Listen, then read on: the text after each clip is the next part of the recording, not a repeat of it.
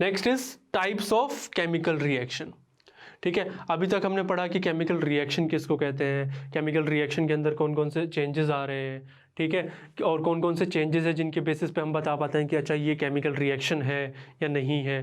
ठीक है, अब हम क्या जानेंगे कि ये जो केमिकल रिएक्शंस हमारी जो हो रही हैं, ठीक है, अब ये केमिकल रिएक्शंस कितने टाइप की हैं, कैसे कैसे ये रिएक्शंस होती हैं। आपने क्लास 9th में पढ़ा होगा कि है ना, जो हमारे जब भी किसी कोई भी रिएक्टेंट हो रही है, एटम्स हैं वो चेंज नहीं होते हैं। जब भी रिएक्शन है, फॉर एग्जांपल रिएक्टेंट में जितने भी नंबर ऑफ एटम्स हैं उतने ही नंबर ऑफ एटम्स हमें क्या मिल रहे हैं, प्रोडक्ट में भी मिल रहे हैं। ये आपने बैलेंसिंग में भी देखा कि हमारे जो नंबर ऑफ रिएक्टेंट के जो एटम्स थे उतने ही नंबर ऑफ एटम्स हमें किस साइड में मिलेंगे, प्रोडक्टेंट साइड में मिलेंगे। फिर आपने केमिकल रिएक्शंस में ये भी जाना, जब हम उन केमिकल रिएक्शंस के बारे में जान रहे थे कि अच्छा केमिकल रिएक्शंस कहते किसको हैं, तो आपने जाना कि केमिकल रिएक्शंस में क्या होगा, जो पेरेंट है या फिर जो रिएक्टेंट है उसके अंदर क्या होगा, बॉन्ड्स का ब्रेक हो रहा होगा, बॉन्ड्स आर बीइंग ब्रोकन, यानी कि जो पुराने बॉन्ड है, ठीक है, ओल्ड बॉन्ड्स आर ब्रोकन, पुराने बॉन्ड्स टूट रहे हैं। और वो पुराने बॉन्ड्स क्यों टूट रहे हैं, सो दैट वो कुछ चेंजेस को अक्यूमुलेट कर पाएँ अपने अंदर और वो डिफरेंट प्रॉपर्टीज़ के साथ में हमें एक नया सब्सटेंस दे पाएँ। और नया सब्सटेंस कब दे पाएंगे, जब न्यू बॉन्ड्स आर फॉर्म्ड। ठीक है, अब ये जो बॉन्ड्स बन रहे हैं, जो कुछ बॉन्ड्स टूट रहे हैं, कुछ बॉन्ड्स बन रहे हैं, तो ये जो टाइप ऑफ बॉन्ड्स हैं ये हम आगे आगे के जो फर्दर चैप्टर्स आएंगे हमारे, उन 3rd and 4th चैप्टर में हम पढ़ेंगे कि टाइप्स ऑफ बॉन्ड कैसे हैं, कितने टाइप के बॉन्ड बनते हैं, कौन कौन से बॉन्ड बनते हैं, ये हम आगे के चैप्टर्स में पढ़ेंगे। लेकिन आज हम जानते हैं कि ये जो रिएक्शंस हो रही हैं, ठीक है, बॉन्ड के टूटने और बॉन्ड मतलब पुराने बॉन्डों के टूटने पे और नए बॉन्डों के बनने पे जो रिएक्शंस हो रही हैं ये कितने टाइप की होती हैं और ये किस किस टाइप की रिएक्शंस होती हैं और कैसे ये रिएक्शंस होती हैं, उनको रिप्रेजेंट करना, उनको बैलेंस करना हम पहले से ही सीख चुके हैं। अब हम जानेंगे कि ये कितने टाइप की होती हैं। तो सबसे पहले आती है हमारी कॉम्बिनेशन रिएक्शन। कॉम्बिनेशन रिएक्शन जैसे कि नाम से ही पता चल रहा है, कॉम्बिनेशन मतलब किसी चीज़ का कंबाइन होना, किसी भी चीज़ का मिल जाना, एक दूसरे के साथ में मिलना, तो उसको हम क्या बोलेंगे, कॉम्बिनेशन रिएक्शन। तो जब भी कोई भी रिएक्टेंट या फिर एक रिएक्टेंट तो नहीं होगा, कंबाइन होने के लिए हमें क्या चाहिए होगा, 2 या 2 से ज़्यादा चाहिए होंगे। तो कभी भी जब 2 या 2 से ज़्यादा रिएक्टेंट्स, ठीक है, 2 या 2 से ज़्यादा रिएक्टेंट्स जब एक दूसरे के साथ में मिल जाएं, ठीक है, एक दूसरे के साथ में कंबाइन हो जाए, कंबाइन होना मतलब मिल जाना, तो एक दूसरे के साथ में जब 2 या 2 से ज़्यादा रिएक्टेंट्स कंबाइन होके हमें एक नया प्रोडक्ट देते हैं, तो उस टाइप की जो रिएक्शंस होती हैं उनको हम क्या बोलते हैं, कॉम्बिनेशन रिएक्शन। ठीक है, combination reactions are reactions in which 2 और मोर रिएक्टेंट्स, कितना, 2 या 2 से ज़्यादा रिएक्टेंट एक दूसरे के साथ में क्या हो रहे हो, कंबाइन हो रहे हो। 2 and more reactants combine to form a single product। ठीक है, 2 या 2 से ज़्यादा रिएक्टेंट्स एक दूसरे के साथ में मिल रहे हो और हमेशा मतलब मिलके क्या कर रहे हो, हमें एक नया सिंगल प्रोडक्ट दे रहे हो, तो ऐसी टाइप की जो रिएक्शंस होंगी उनको हम क्या बोलेंगे, कॉम्बिनेशन रिएक्शंस। इसका आप एग्जांपल भी देख लीजिए, मैग्नीशियम, उसका सिंबल क्या है, Mg, सॉलिड स्टेट में है।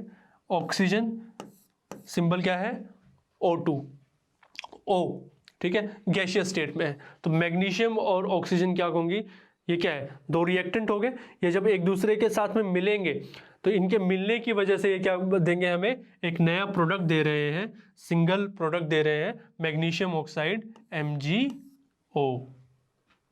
ओके, तो यानी कि 2 रिएक्टेंट्स, 2 या 2 से ज़्यादा भी हो सकते हैं, जब एक दूसरे के साथ में कंबाइन हो जाए और कंबाइन होकर हमें नया प्रोडक्ट दे, तो उसको हम क्या बोलेंगे, combination reaction. Similarly burning of coal, burning of coal में क्या होगा, हमारा कार्बन और ऑक्सीजन एक दूसरे के साथ में मिलेंगे। ठीक है, कार्बन जब हम कोल को जला रहे हैं, ठीक है, बर्निंग ऑफ कोल तो एक बहुत कॉमन एग्जांपल है, आपने घर पे भी कोल को जलते हुए देखा होगा, या फिर आपने किसी फैक्ट्री में देखा होगा, या फिर आपने कहीं पे बाहर किसी रेस्टोरेंट में, ढाबे में, किसी चाय की टपरी पे आपने देखा होगा कि जब हम कोल को जला रहे होते हैं तो वहाँ पे क्या हो रहा होता है, कोल क्या है, कार्बन की ही एक फॉर्म है। तो कार्बन को जब हम बर्न कर रहे होते हैं, उसको जला रहे होते हैं, तो कार्बन किसके साथ में मिक्स हो जाता है, ऑक्सीजन के साथ में मिक्स हो जाता है, और हमें कौन सी गैस देता है, CO2, ठीक है, कार्बन डाइऑक्साइड। ठीक है, तो कार्बन और ऑक्सीजन क्या हो गए, 2 रिएक्टेंट्स हो गए जो एक दूसरे के साथ में फ्यूज़ करेंगे और फ्यूज़ करके क्या होंगे, हमें एक नया सिंगल प्रोडक्ट देंगे CO2। ठीक है, तो जब भी ऐसा रिएक्शन हो रहा है जहाँ पे दो या दो से ज़्यादा रिएक्टेंट्स एक दूसरे के साथ में कंबाइन हो रहे हैं so that we can get a new single product, this type of reactions is called as combination reaction. ऐसी रिएक्शंस को हम क्या बोलेंगे, कॉम्बिनेशन रिएक्शन, जहाँ पे एक या एक से ज़्यादा रिएक्टेंट्स एक दूसरे के साथ में रिएक्ट कर रहे हो to give a new single product. तो जो हमने अभी कॉम्बिनेशन रिएक्शन का जो हमने कंसेप्ट समझा कि जब दो या दो से ज़्यादा रिएक्टेंट एक दूसरे के साथ में कंबाइन करते हैं या फिर मिक्स होते हैं और वो एक नया सिंगल प्रोडक्ट अगर हमें देते हैं, this type of reactions are called as combination reactions. तो हम एक वीडियो के ज़रिए हम देखते हैं कि ऐसे कैसे जब ये एक दूसरे के साथ में रिएक्ट होते हैं, दो या दो से ज़्यादा रिएक्टेंट्स एक दूसरे के साथ में रिएक्ट करके या फिर मिक्स करके कैसे हमें एक नया प्रोडक्ट देते हैं। ठीक है, तो आप देखो यहाँ पे इन्होंने एक्सपेरिमेंट किया है, उसके अंदर उन्होंने दो सब्सटेंसेस लिए हैं। ठीक है, in a reaction in which two substances combine, ठीक है, दो या दो से ज़्यादा भी हो सकते हैं, ए और बी कंबाइन हुए, और उन्होंने क्या दिया, हमें एक नया एलिमेंट दिया जिसको हमने, element can be compound also, it can be a molecule also. तो in a reaction in which two substances combine to form a third, यानी कि डिफरेंट अगर दो सब्सटेंसेस हैं, दो या दो से ज़्यादा सब्सटेंसेस हैं जो कि एक दूसरे के साथ में कंबाइन हो गए और उन्होंने क्या दिया, नया सब्सटेंस अगर हमें दिया है, तो उस टाइप ऑफ रिएक्शंस को हम क्या बोलेंगे, केमिकल कॉम्बिनेशन रिएक्शंस। अब हम जब वीडियो में देख रहे थे तो हमने बात किया कि एक्सोथर्मिक रिएक्शंस, तो ठीक हो, रिएक्शंस जो है हमारी दो कैटेगरीज में डिवाइडेड है। ठीक है, एक जहाँ पे हीट इवॉल्व आउट हो रही हो और एक जहाँ पे हीट इवॉल्व आउट ना हो रही हो, वहाँ पे हीट हमें देने की ज़रूरत पड़ रही हो। ठीक है, तो जहाँ पे हीट बाहर निकल रही है रिएक्शंस की वजह से, ठीक है, जहाँ पे पहले हीट नहीं दी थी हमने, लेकिन वो दो रिएक्टेंट्स या फिर दो से ज़्यादा रिएक्टेंट्स एक दूसरे के साथ में कंबाइन हुए और फिर वहाँ से हीट इवॉल्व आउट हुई, वहाँ से बाहर निकल रही है, ऐसी टाइप की जो रिएक्शंस होती हैं उनको हम क्या बोलते हैं, एक्सोथर्मिक रिएक्शंस कहते हैं।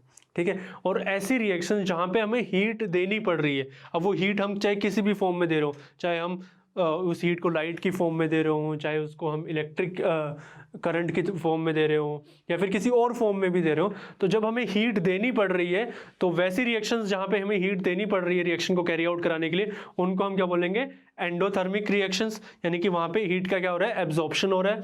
और ऐसी रिएक्शंस जहाँ पे हीट या फिर जो एनर्जी वो रिलीज हो रही है, वैसी टाइप ऑफ रिएक्शंस को हम क्या बोलेंगे, एक्सोथर्मिक रिएक्शंस बोलेंगे, यानी कि जहां पे हीट क्या हो रही है, रिलीज हो रही हो। एक्सोथर्मिक रिएक्शंस कौन सी होंगी, releases energy in the form of heat.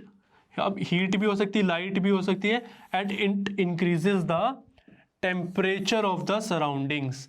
ठीक है, यानी कि जो हमारी जो एनर्जी जो है या फिर जो हमारी हीट जो है वो हीट या फिर लाइट की फॉर्म में रिलीज आउट हो रही हो, यानी एनर्जी जो हमारी किसी भी रिएक्शन के अंदर एनर्जी रिलीज हो रही हो, किसकी फॉर्म में, हीट की फॉर्म में या फिर लाइट की फॉर्म में, और वो क्या कर देता है, increases the temperature of the reaction या फिर सराउंडिंग्स। ठीक है, आसपास की जो सराउंडिंग होती है उसका टेम्परेचर इंक्रीज हो जाता है। ऐसी जो रिएक्शंस होती हैं उनको हम क्या बोलते हैं, एक्सोथर्मिक रिएक्शंस। ठीक है, इसके एग्जांपल्स इन्होंने लिख रखे हैं, लाइटिंग ऑफ मैच स्टिक। जब मैच स्टिक हम जला रहे होते हैं तो क्या होती है, एकदम से लाइट आती है ना, एनर्जी किस में कन्वर्ट हो जाती है, लाइट एनर्जी में कन्वर्ट हो जाती है ना, तो वो मैकेनिकल एनर्जी जब लाइट एनर्जी में कन्वर्ट हो रही है तो वैसी उसको हम क्या बोलते हैं, exothermic reaction. Digestion of food, respiration की वजह से ही डाइजेशन ऑफ फूड हो रहा होता है। ठीक है, क्योंकि रेस्पिरेशन ही तो क्या कर रहा था, उस फूड को ब्रेक डाउन करा के ग्लूकोज से क्या करा रहा था, एनर्जी प्रोड्यूस करवा रहा होता है ना, तो वो भी क्या है, एक type of exothermic reaction only. ठीक है, आपने वीडियो में भी देखा था एक्सोथर्मिक रिएक्शंस के, हमने स्लेग लाइम का भी देखा, हमने डिकम्पोजिशन ऑफ वेजिटेबल्स के बारे में भी देखा, जहाँ पे क्या हो रहा है, एनर्जी रिलीज हो रही है। तो ऐसी जो रिएक्शंस जहाँ पे एनर्जी रिलीज हो रही है उनको हम क्या बोलेंगे, एक्सोथर्मिक रिएक्शंस। क्या बोलेंगे, एक्सोथर्मिक रिएक्शंस। और इसका टोटली अपोजिट उसको हम क्या बोलेंगे, एंडोथर्मिक रिएक्शंस। एंडोथर्मिक रिएक्शंस इसका टोटली अपोजिट है, तो इसका मतलब क्या है, वहां पे एब्जॉर्ब हो रही होगी हीट। ठीक है, वहाँ पे हीट क्या हो रही होगी, एब्जॉर्ब हो रही होगी। जैसे ये जो सराउंडिंग्स है उनका टेम्परेचर को इंक्रीज कर देती है, वैसे ये सराउंडिंग्स के टेम्परेचर को क्या कर देगी, कूल कर देगी। सराउंडिंग्स जो है उसका टेम्परेचर क्या हो जाएगा, यहाँ पे कूल हो जाएगा। यहाँ पे क्या हो रहा था, इंक्रीज हो रहा था एक्सोथर्मिक में। इंडोथर्मिक में क्या हो जाएगा, इट एब्जॉर्ब्स हीट, क्या करेगा, पहले तो हीट को क्या कर लेगा, एब्जॉर्ब कर लेगा, और दूसरा क्या कर देगा, जो सराउंडिंग्स का जो टेम्परेचर है उसको कूल कर देगा। ठीक है, इसका एग्जांपल है मेल्टिंग ऑफ आइस क्यूब्स। आप देख सकते हैं यहाँ पे जो हमारी जो आइस क्यूब्स है वो जब मेल्ट होती है तो क्या करती है, सराउंडिंग्स का जो टेम्परेचर, जहाँ पे भी आइस क्यूब मेल्ट हो रही है तो वहाँ की जो सराउंडिंग्स है वो थोड़ी सी कूल हो जाती है ना, तो वहाँ का टेम्परेचर क्या हो गया, कूल हो गया। और आइस क्यूब जो भी आइस है वो कब मेल्ट होगी, जब उसको एनर्जी या फिर हीट बाहर से मिल रही होगी। ठीक है, तो यानी कि उसको हीट, वो क्या कर रही है, हीट को एब्जॉर्व कर रही है और फिर वो रिएक्शन हो रही है, चेंज इन स्टेट हो रहा है ना। आइस क्यूब मेल्ट होके क्या हो रही है, गैसियस स्टेट से किस में आ रही है, लिक्विड स्टेट में आ रही है। और वो कब हो रही है, जब उसको हीट मिल रही है या फिर लाइट या फिर कोई एनर्जी रिक्वायरमेंट, उसको वो जब एब्जॉर्ब करती है तब वो अपनी स्टेट को चेंज करती है। Photosynthesis is also a part of endothermic reactions. ठीक है, जब हम वीडियो, और एक और बात करते हैं, जब हम वीडियो देख रहे थे तो वीडियो में हमने ना एक स्लेक्ट लाइम का देखा था, कैल्शियम हाइड्रोक्साइड कैसे बन रहा है। ठीक है, मैंने आपको बताया था कि इसका हम यूज़ भी जानेंगे कि अच्छा इसका ना हम डेली लाइफ में कैसे यूज़ करते हैं। ठीक है, तो आपने देखा होगा कि ना आपके घर पे वाइट वॉश होता है। ठीक है, जब वाइट वॉश हो रहा है आपके घर पे, तो वाइट वॉश आपने देखा कि ना जब वो कर रहे होते हैं तो ना वो बिल्कुल ऐसे पतला सा पानी सा दिखता है। ठीक है, और वो जब करते हैं तो उसको ना बिल्कुल ऐसे पतला सा पानी सा दिखता है, हमें ना दीवार भी ऐसे क्लियरली दिख रही होती है। हमें लगता है कि यार पता नहीं क्यों कर रहे हैं, इससे तो ना टेक्सचर भी ख़राब हो रहा है, घर अच्छा नहीं दिखेगा। ठीक है, तो जब, लेकिन है ना उसको जब हम 2 या 3 दिन तक जब हम छोड़ देते हैं, वो जो स्लेक जो वाइट वॉश हो रही होती है वो किससे हो रही होती है, स्लेक लाइम से ही करते हैं, कैल्शियम हाइड्रोक्साइड से ही, कैल्शियम हाइड्रोक्साइड से ही हम वाइट वॉश कर रहे होते हैं। वाइट वॉश के लिए हम लोग कैल्शियम हाइड्रोक्साइड यूज़ करते हैं। लेकिन जब उसको 2 या 3 दिन के लिए जब हम छोड़ देते हैं तो वो क्या करता है, एकदम से शाइनी सा कलर दे देता है हमारी दीवारों को। ठीक है, हमारी दीवार क्या करती है, शाइन सी करने लग जाती है, वाइटिश हो जाती है पूरी, और वो शाइन कर रही होती है। ठीक है, अब ये कैसे होता है, क्योंकि जो हमारा वाइट वॉश है या हमारा जो स्लेक लाइम है, ठीक है, जब हमने उसको 2 या 3 दिन के लिए सेटल डाउन करने के लिए छोड़ दिया तो वो जो हमारी सराउंडिंग है, सराउंडिंग के अंदर जो हमारी कार्बन डाइऑक्साइड है, हमारा जो एनवायरनमेंट है उसके अंदर जो कार्बन डाइऑक्साइड है वो उसके साथ में क्या करता है, रिएक्ट करता है, और उसके साथ में रिएक्ट करके क्या बनाता है, वो कैल्शियम कार्बोनेट फॉर्म कर देता है। क्या कर देता है, कैल्शियम कार्बोनेट फॉर्म कर देता है। ठीक है, और जब वो हमारी सराउंडिंग की जो कार्बन डाइऑक्साइड है उसके साथ मिलके जब वो कैल्शियम कार्बोनेट बना देता है तो वो उसकी वजह से हमारी जो वॉल्स हैं वो शाइनी हो जाती है एकदम से, उनका शाइनी स्ट्रक्चर या फिर टेक्सचर उनके ऊपर हमें विजिबल होता है। और आपको ये भी पता होगा कि जो कैल्शियम कार्बोनेट है, ठीक है, calcium carbonate is also the formula of marbles also. जो हमारे मार्बल्स जो होते हैं उनका भी फॉर्मूला क्या होता है, कैल्शियम कार्बोनेट, CaCO3 ओनली। तो जो हमारा जो स्लेक्ट लाइम है जो वाइट वॉश के अंदर हम यूज़ कर रहे हैं वो ऑक्सीजन के साथ में, ऑक्सीजन बोल रहा हूँ, कार्बन डाइऑक्साइड के साथ में, एनवायरनमेंट के अंदर जो हमारी कार्बन डाइऑक्साइड प्रेजेंट है उसके साथ में रिएक्ट करके वो क्या बना देता है, कैल्शियम कार्बोनेट की फॉर्मेशन कर देता है, जो कि हमारी दीवार को एक शाइनी सरफेस प्रोवाइड करती है। ठीक है, तो वाइट वॉश के अंदर जो शाइनी सरफेस होता है वो किसकी वजह से होता है, slaked lime getting converted into calcium carbonate, CaCO3 calcium carbonate का फॉर्मूला है। ठीक है, तो अब आपको क्लियर हुआ कि जो हमारा वाइट वॉश है वो शाइनी सरफेस 2 या 3 दिन के बाद में क्यों देता है। ठीक है, जब हमने किया तब नहीं देता, 2 या 3 दिन के बाद में देता है। क्यों, क्योंकि वो एनवायरनमेंट की जो कार्बन डाइऑक्साइड है उसके साथ में रिएक्ट करता है। ठीक है, और जब आप उसको कर रहे हो तो तब आपको वहाँ पे ना हीट भी रिलीज आउट हो रही होती है। ठीक है, तो वो भी एक टाइप ऑफ एक्सोथर्मिक रिएक्शन है। तो ये चीज़ आपको क्लियर हो गई होगी, एक्सोथर्मिक रिएक्शन कौन सी होती है, एंडोथर्मिक रिएक्शंस कौन सी होती है।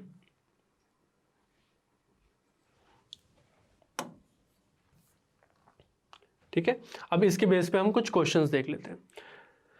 क्वेश्चन में क्या पूछा है उन्होंने, ए solution of a substance called X, ठीक है, ए solution of a substance called X is used for white washing. White washing के लिए मैंने अभी आपको बताया, वाइट वॉशिंग के लिए कौन सा सब्सटेंस हम यूज कर रहे होते हैं, बताओ, वाइट वॉशिंग के लिए हम कौन सा सब्सटेंस यूज़ कर रहे होते हैं? कैल्शियम ऑक्साइड या फिर क्विक लाइम। फॉर्मूला क्या है? CaO। ठीक है, वो हाइड्रोजन के साथ में क्या होता है? रिएक्ट करता है और वो क्या देता है हमें? कैल्शियम हाइड्रोक्साइड या फिर स्लेक लाइम देता है। ठीक है, ये मैंने आपको अभी एग्जांपल में भी बताया। आपने जो एक्सोथर्मिक या फिर कॉम्बिनेशन रिएक्शन थी उसकी जो वीडियो आपने देखी उसके अंदर भी आपने देखा कि कैसे हमारा जो कैल्शियम ऑक्साइड है या फिर जो क्विक लाइम है वो वाटर के साथ में विग्रेसली रिएक्ट करता है और हमें क्या देता है? हमारा वाइट वॉशिंग के लिए जो प्रोडक्ट हम यूज़ कर रहे हैं कैल्शियम हाइड्रोक्साइड या फिर स्लेक लाइम। ठीक है।